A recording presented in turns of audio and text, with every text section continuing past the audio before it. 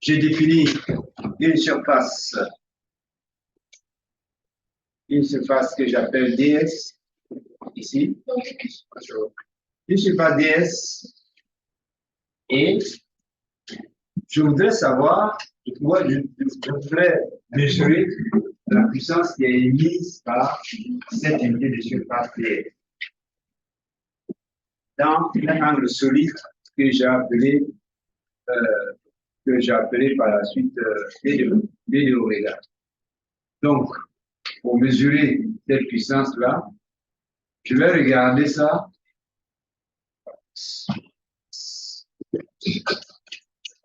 Bon, peut-être qu'il vaut mieux que je regarde ça là-bas. Je vais de redessiner. Donc, vous avez une surface DS, vous la voyez, non? Surface DS, et on voudrait mesurer l'énergie et la puissance qui est mise par cette unité de surface DS. Bon. Alors, pour pouvoir regarder cela, on va voir quelle est la puissance qui est émise par unité de surface. DS, c'est une unité de surface. C'est la surface est S. Et S, c'est une unité de surface. Donc, on va définir la puissance, parce que on va définir la luminance comme étant la puissance qui est émise par cette unité de surface-là dans l'unité d'angle solide que j'ai appelée D de oméga. C'est-à-dire que si je prends un bout de papier,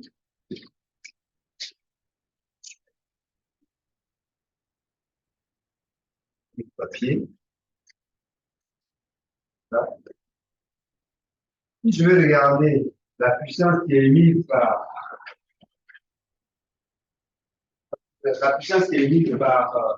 cette unité de surface là que le barreau, il émet dans l'énergie dans toutes les directions. D'accord? Mais moi, je veux voir ce que cette puissance-là émet dans un angle solide. Parce que le capteur qui est dans l'espace, qui est le satellite, il va regarder ça à travers un détecteur dans un cône. Il va voir la surface-là dans un cône. Donc, j'utilise ce qu'on appelle un angle solide.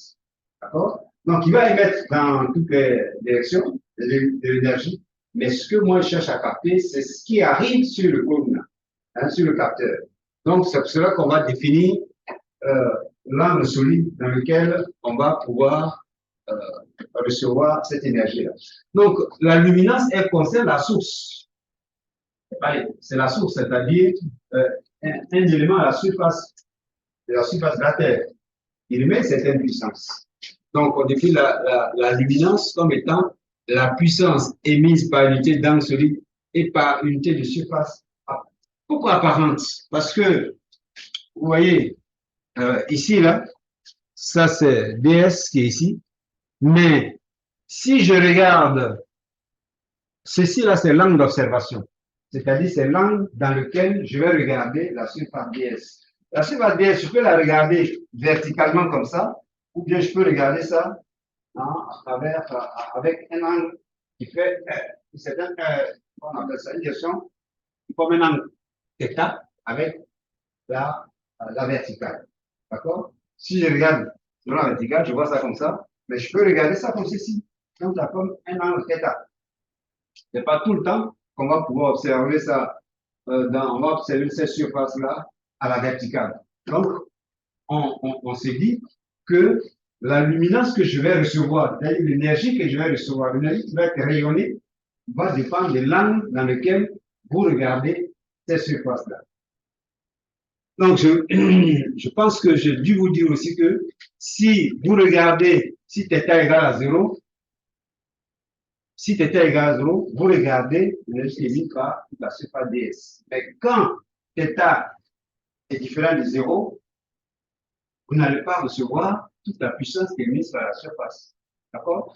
Donc, la luminance, c'est la puissance émise par unité d'angle solide et par unité de surface. C'est pour cela que on écrit cette expression-là de cette façon. C'est la puissance émise par unité de surface apparente, parce que l'unité de surface apparente, c'est celle-là. Hein? C'est celle qui est dans...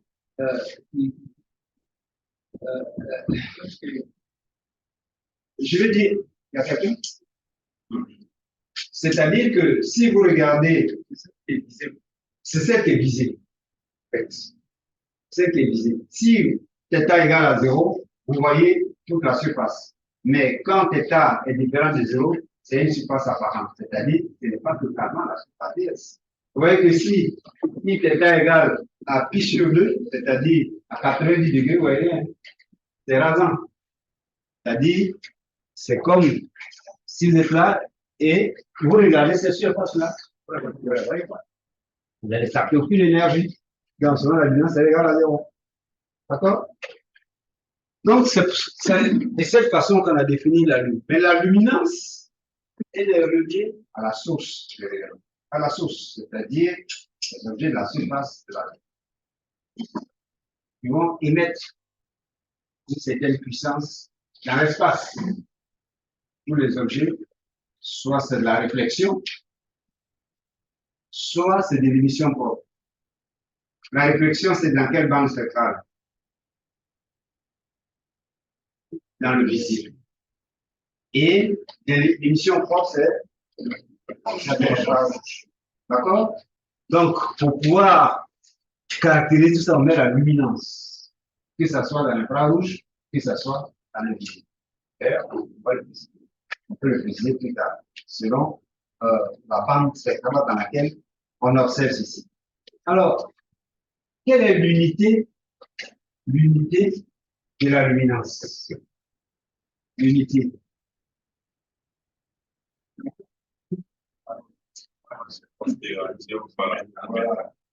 D'après la formule.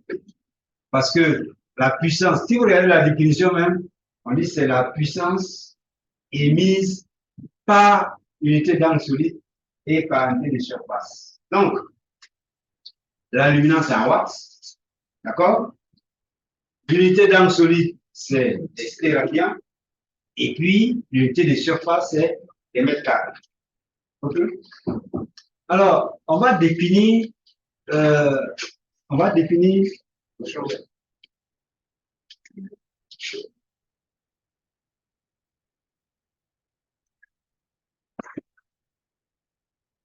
alors, cette luminance-là, si elle est indépendante de l'angle d'observation, alors on dit qu'on a une luminance qui est lambertienne. C'est-à-dire, si vous regardez à 30 degrés, vous allez avoir la même puissance que si vous regardez à 45 degrés, ou bien que vous regardez à 10 degrés. On dit alors que c'est une source, cette source-là dit lambertienne. C'est-à-dire que la valeur de L est indépendante de l'angle d'observation. C'est indépendant de θ.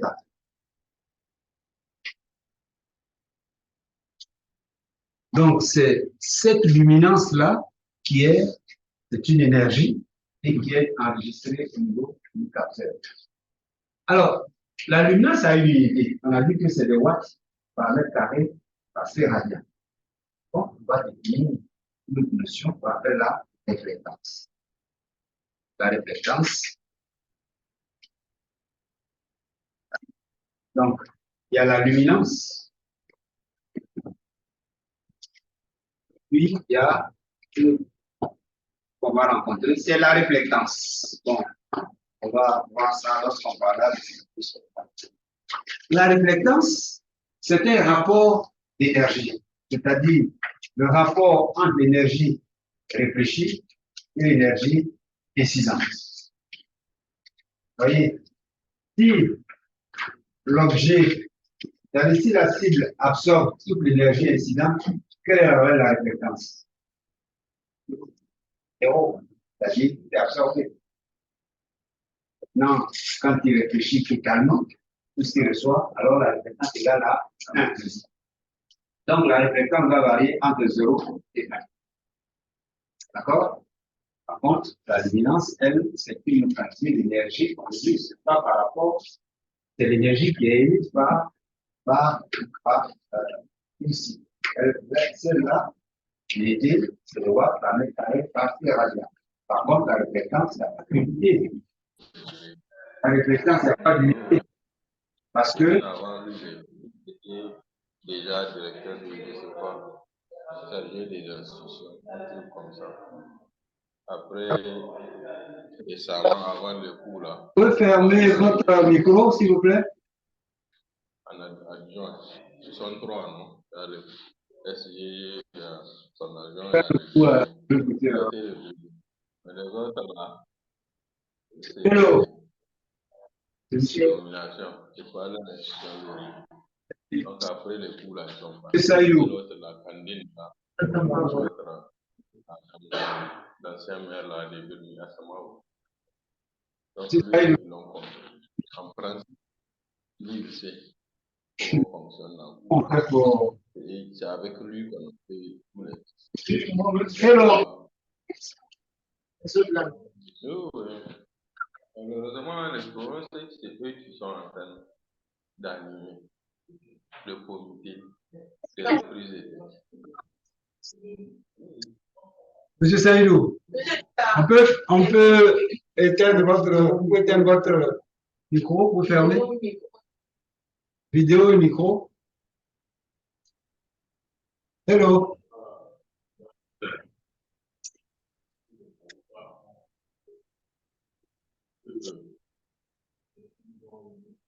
Bon, est-ce que on a répondu à votre question?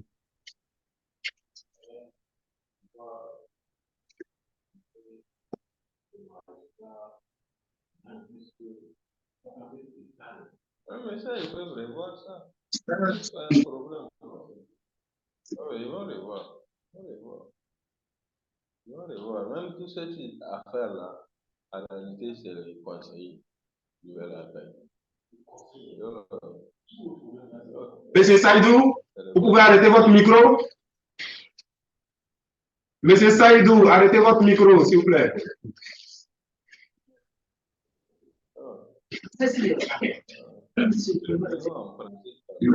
Monsieur Saïdou, s'il vous plaît, arrêtez votre micro.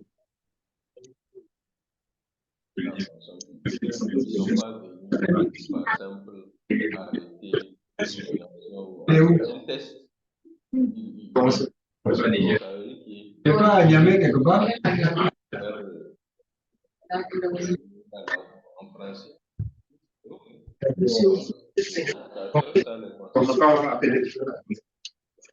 Bonjour.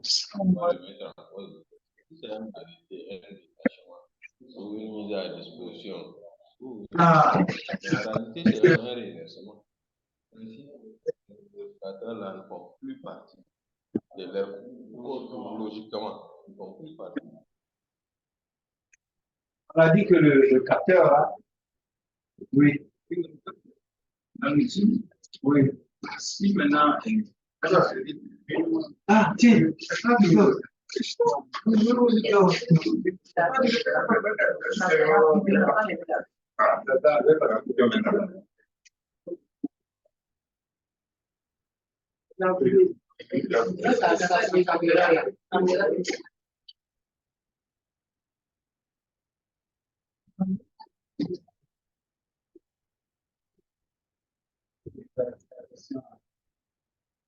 c'est l'anxiété.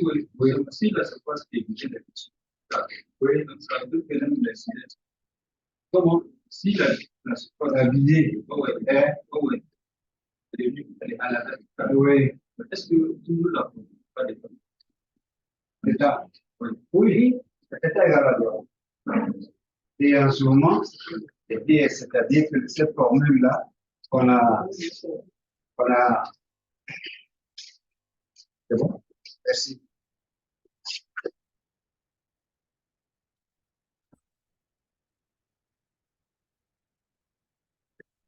Si tu étais égal à 0, alors cosinus est égal à 1. D'accord? Alors cosinus est égal à 1. Donc, à ce moment-là, ce n'est plus la surface apparente, mais c'est la surface. C'est-à-dire la surface. C'est-à-dire que la formule là devient dW sur ds d oméga. N'est-ce pas?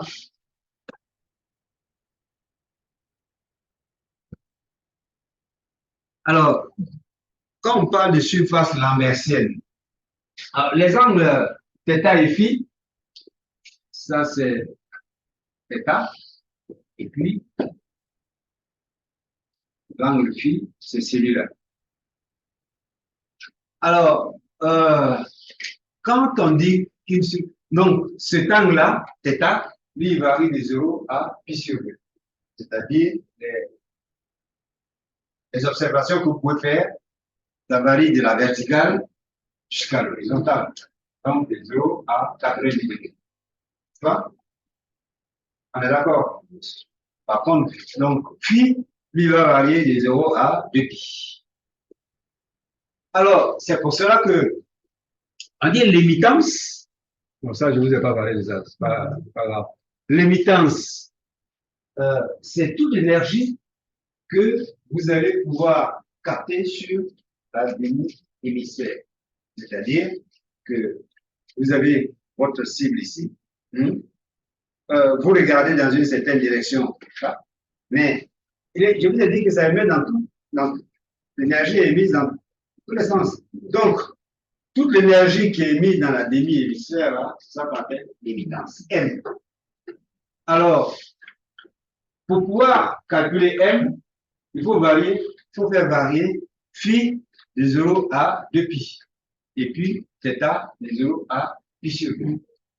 Puisque θ, il va balayer de la verticale jusqu'à l'horizontale. Et puis, phi, il va faire les 2pi. Alors, si la surface est lambertienne, ce calcul-là, il est fastidieux. Ce n'est pas la peine de le faire.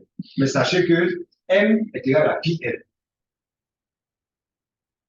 M, c'est-à-dire, si vous calculez ceci, là, si vous calculez ceci, alors on trouve que M est égal à pi par L. On a affaire ici. Parce qu'on verra que quand une surface est lambertienne, c'est indépendant de θ. C'est indépendant de θ.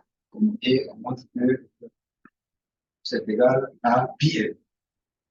Ça, c'est le temps de master là, de calculer ça, pas de calculer.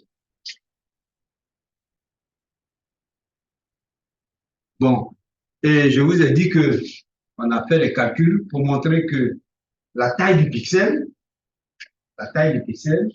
c'est ds cosinus θ, et ça dépend de l'altitude du satellite H. H, c'est l'altitude, la hauteur, et puis de l'angle on appelle ça, de l'angle solide d'ouverture du capteur. D'accord? Le capteur qui regarde dans un angle dd petit oméga. Et donc, quand vous voyez dans la formule que je vous avais, dans cette formule-là, vous voyez que la tâche d'analyse, c'est-à-dire la taille du pixel, elle sera, si vous faites varier, supposons qu'on fasse varier, on fait une visée verticale, c'est-à-dire 0 degré. À ce moment-là, on a ds qui est égal à h et h carré d oméga, n'est-ce pas? Si θ égale à 0 degré, c'est-à-dire cosinus θ égale à 1. Et donc, l'expression là, la taille du pixel, ça devient ds est égal à h carré d. Vous voyez donc que plus vous serez haut, et comment on peut interpréter ça d'ailleurs? Oui? Comment on peut interpréter ça? Bonjour. Si je fixe ceci constant, je fais varier la hauteur, c'est-à-dire l'altitude du satellite, un satellite qui est à 900 mètres. Bonjour. Un satellite, j'ai dit 900 mètres, 900 km. Et puis un satellite qui est à 650 km, avec d oméga constant, voyez que celui-là va avoir des pixels, hein, beaucoup plus, va avoir des pixels beaucoup plus grands que celui-ci. N'est-ce pas? On est d'accord? Donc, quand vous calculez, vous prenez la racine carrée, puisque ça, c'est ds, c'est la surface. Pour pouvoir trouver la résolution, la résolution spatiale. Ça, ce sera la surface du pixel. Donc, on va trouver la résolution, parce que bon, on considère que les pixels là, les plans carrés, hein, ça range à les plans carrés. Bien que le cône là, on ne voit pas, c'est pas carré qu'on voit, les surfaces circulaires, n'est-ce pas? Mais ça range ça carré. D'accord? Et donc, si vous avez trouvé ds ici, d'ailleurs, il n'y a pas de machine attaquée, des responsables. Ils sont en PC, ils ont des téléphones portables, ils n'ont pas de machine à café.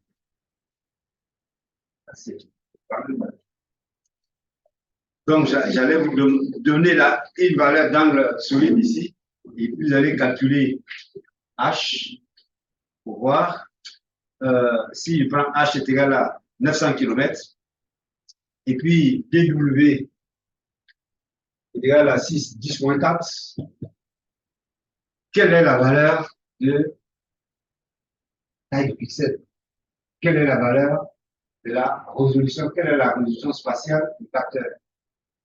Donc, quand vous avez trouvé ds ici, c'est la surface qui est vue par le capteur, vous prenez la racine carrée, puis vous trouvez à peu près la résolution spatiale. Je dirais que c'est le carré. Le carré, la surface est à côté, à côté. Donc,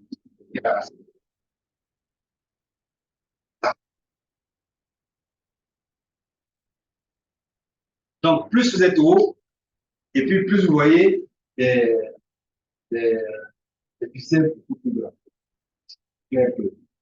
Un microscope, ça voit les détails. Et c'est juste des zones qui voient. Plus vous prenez la hauteur, moins vous voyez les détails, mais vous voyez une surface. N'est-ce pas? C'est exactement ça.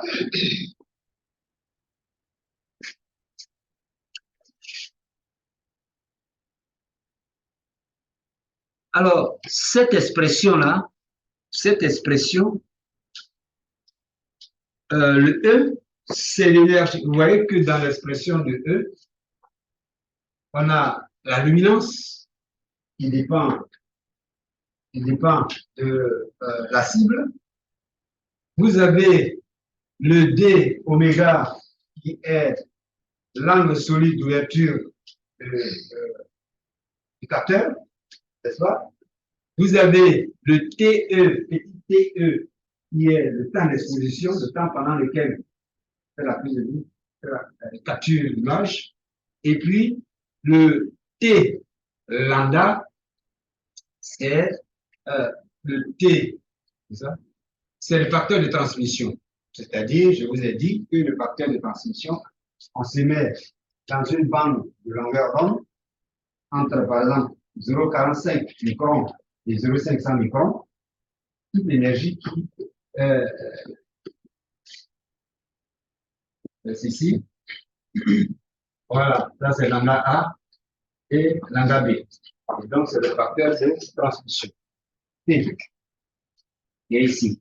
Quand vous êtes ici, le facteur de transmission est faible. Quand vous êtes à cette longueur, le facteur de transmission est élevé. On prend des bandes étroites. Des bandes étroites pour avoir le facteur de transmission assez élevé. Donc, quand on intègre sur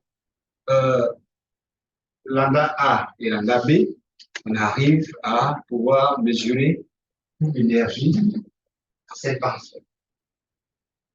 C'est ça. Alors, cette énergie, elle est, oui. Après,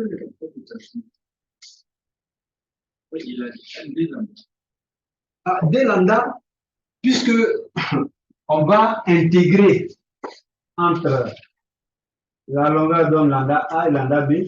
Donc, c'est-à-dire que ce que vous mesurez ici, ça là, c'est lambda. Ça, c'est T lambda, un facteur de transmission. Alors, dans le calcul intégral, on procède par petites tranches comme ça, de D lambda. On calcule, quand vous voulez faire les intégrales, pour ici ou bien je sais pas l'université. Et si la variable sur laquelle il veut faire l'intégration, c'est lambda, alors vous créez une petite portion de D lambda. Et puis même la surface là, j'ai pris une surface élémentaire. Donc là aussi, je prends des longueurs d'onde, de longueur d'onde très très faibles. Et je fais varier ça de lambda A à lambda B. C'est-à-dire que j'intègre entre, par exemple, lambda A est égal à 0,40, et puis lambda B est égal à 0,50. Donc, mon D lambda, ça peut être un dixième, c'est-à-dire ce qu'il y a entre 0,40 et 0,41. Et ensuite entre 0,41 et 0,42. De 0,42 à 0,43 jusqu'à ainsi de suite. Si on vous dit de compter de 1 à 2 à 10 sur les entiers, c'est facile. 1, 2, 3 jusqu'à 10. Mais dans le monde des réels, vous ne pouvez pas compter. Hein? Dans le nombre réel, tu ne peux pas compter. Il y a 1, et puis après, c'est quoi? 1, 0, 0, 0, 0, 1, 0, 0. Donc, la somme, quand on fait une sommation comme ça c'est sur les entiers. Vous voyez, c'est sur les entiers. Par exemple, je veux compter de 1 à 10. Je vais intégrer, je fais la somme des entiers entre 1 et 10. Je fais 1 plus 2 plus 3 plus 4 plus 6. Je peux le faire.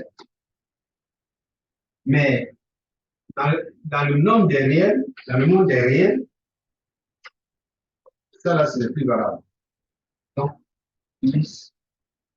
Entre 0,40 et 0,40 et 0,50, je suis dans le monde des réels. Donc, pour faire l'intégration, je ne veux pas utiliser la somme qui est là-bas, j'utilise une intégration. Bon, c'est-à-dire, il y a les entrées, ce qui est fait sur les entrées, ce qui est fait sur les réels. Et les réels, c'est les intégrations. Alors là, on s'est dit, on peut prendre toutes les valeurs possibles. Dans la somme, telle que j'ai écrit là-bas, ce sont des valeurs entières.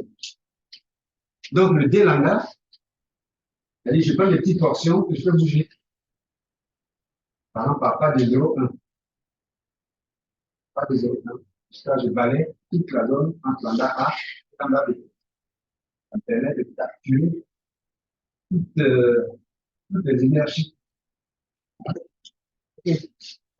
Donc, ceci-là, on récupère une énergie, E, mais c'est une énergie électromagnétique.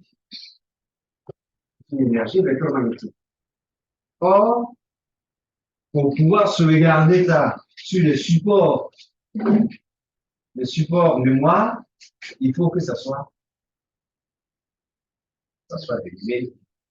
Numérique, c'est-à-dire, je vais convertir ça, le signal électromagnétique, je vais le convertir en signal électrique. C'est-à-dire, soit c'est des courants, ils vont je vais lui faire sortir pour exemple.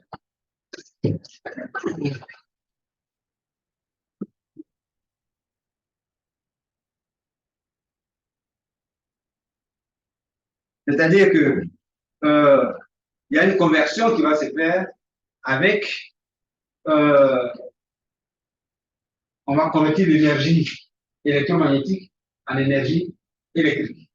D'accord? Alors, pour cela, il y a un convertisseur. Par exemple, si c'est des milliampères, on sait que les valeurs vont être codées entre 0 et 255. C'est le code numérique. Ça va de 0 à 255. n'est-ce pas? C'est-à-dire que chaque pixel, la valeur associée à chaque pixel sera entre 0 et 255. Or, ce que j'ai mesuré là, le capteur, il mesure, c'est une énergie. D'accord? C'est un joule. Donc, il va falloir convertir cette énergie en joule là en énergie électrique. Donc, on s'est dit, si c'est un tableau de conversion, ça c'est E, et ça c'est les comptes numériques. C'est-à-dire, ces comptes numériques-là, ils varient de 0 jusqu'à 255. Il y a une table de conversion qui est là. Quand l'énergie qui arrive c'est 0, alors le compte numérique c'est égal à 0. Le maximum, je ne sais pas si c'est 100 joules, alors c'est 255. Maintenant, on fait la répartition entre 0 et 100. C'est-à-dire, si ça correspond. Après, c'est quoi? C'est 1, c'est 2, c'est 100, jusqu'à 250. Donc, je fais la répartition ici. Donc, il y a une table qui va permettre de convertir une énergie qu'il reçoit en compte numérique. D'accord? Et ça, c'est un signal électrique. Faire la conversion. Parce que les sauvegardes, même d'ailleurs, un ordinateur, il travaille avec sur du binaire. Sur du binaire, c'est les 0, 1. D'accord? Mais c'est les signaux électriques. C'est-à-dire que quand c'est 0, le courant ne passe pas. Quand c'est 1, le courant passe.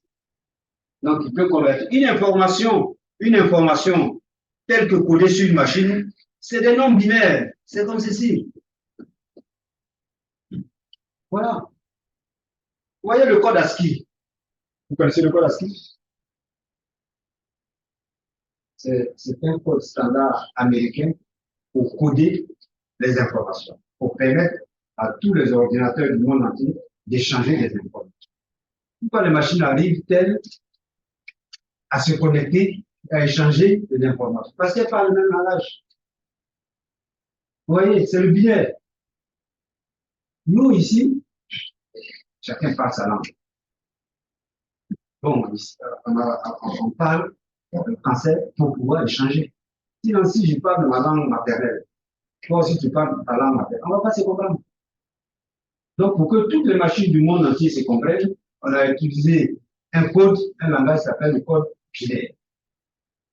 Qu'une machine soit à Taïwan, ou bien l'autre soit à Singapour, ou bien une autre soit à Tengrela, elles peuvent communiquer parce qu'elles parlent le même langage, c'est le binaire. Donc, tout est codé.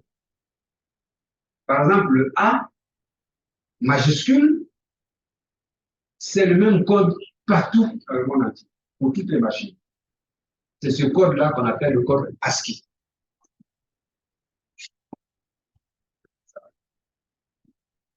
C'est un code standard américain pour l'échange d'informations. Donc, tout est codé.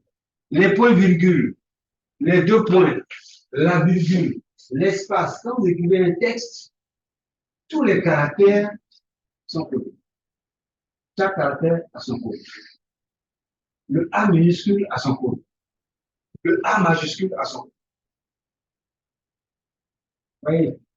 Donc, à ce moment-là, si tout le monde adopte le même code, on peut toujours changer. Quand vous faites le code de la route, que vous soyez ici ou bien que vous partez à Bamako, on conduit dans le même code.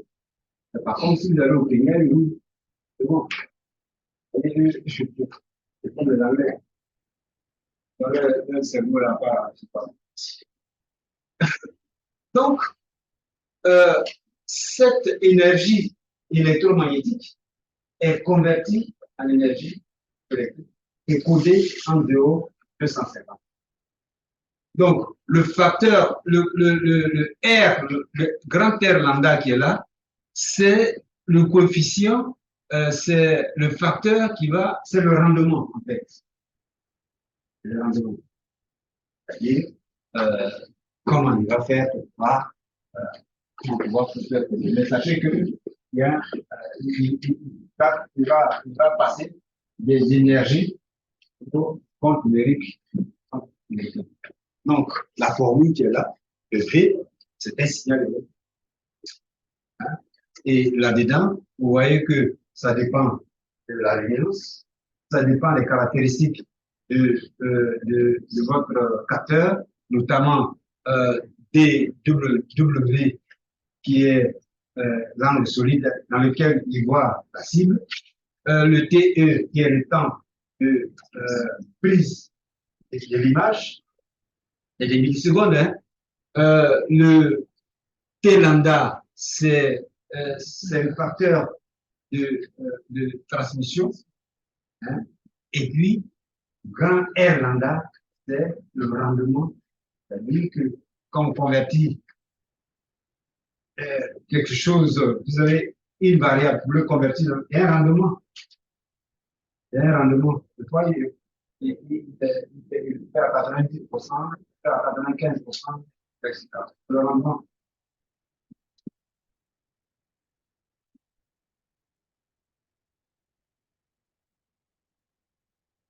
Bon, on va maintenant, aujourd'hui, nous intéresser, on va s'intéresser aux perturbations atmosphériques. C'est-à-dire, ce qu'on appelle là, c'est comme si dans l'atmosphère, c'était un grand vide. C'est-à-dire, il n'y a rien du tout, aucun obstacle. Mais, heureusement, et malheureusement, il y a des obstacles. C'est-à-dire la présence de l'atmosphère.